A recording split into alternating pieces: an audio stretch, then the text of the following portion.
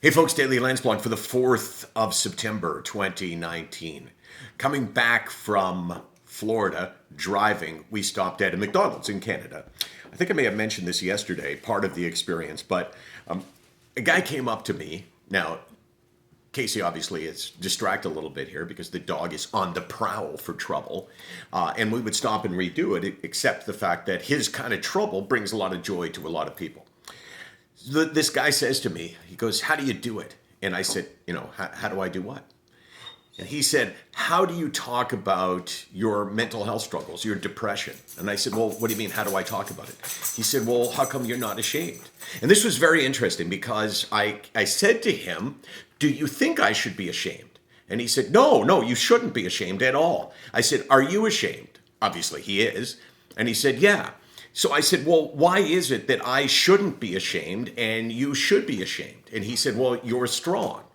And I said to him, "Well, what makes you think that I'm stronger than you just because I talk about it?" And it's obvious what the point is. And the point of this Landsblog is that we often see ourselves as being to blame for our illnesses while other people we let off the hook. He looks at me and says, "Hey, you know what, Landsberg, he's trying really hard. He's working really hard. And he talks about his illness. Good for him."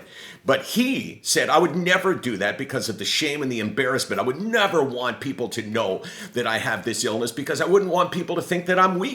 And I thought, that is the stigma right there. But the worst part about it was that he didn't believe the stigma when it was attached to me, only when it was attached to himself. And the lesson there is pretty obvious, that sometimes you got to work to treat yourself as well as you would treat others. You got to give yourself the same break that you give others, even a stranger like me in McDonald's. And by the way, I was not there to buy food. I was there to buy what do we give him? Quarter pounder case? Yeah. Quarter pounder for Wrigley.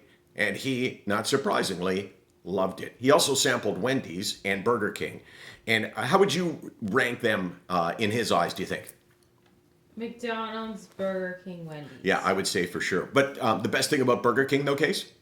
The drink machine. Oh my God, you can dial up 1,000,000 different drinks. Now, this is not a great reflection of my intelligence. I did stand at this machine for about 10 minutes trying to figure out how to get the drink that I wanted, which was, what was it, Case? It was Diet Fanta. Diet Fanta. Fruit Punch? Fruit Punch.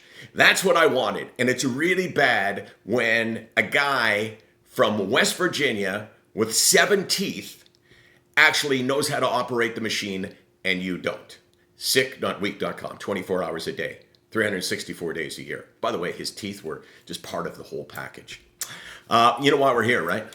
We're here because we get it. We're also here because we got Wrigley to play along with. What's he doing now? He's panting under the table. Yeah, and by the way, he started to lift his leg. He should do it more often. The dog's peeing all over himself. Like, what is the deal with that? You can't pee on your own leg, Wrigley. Come on, you're better than that.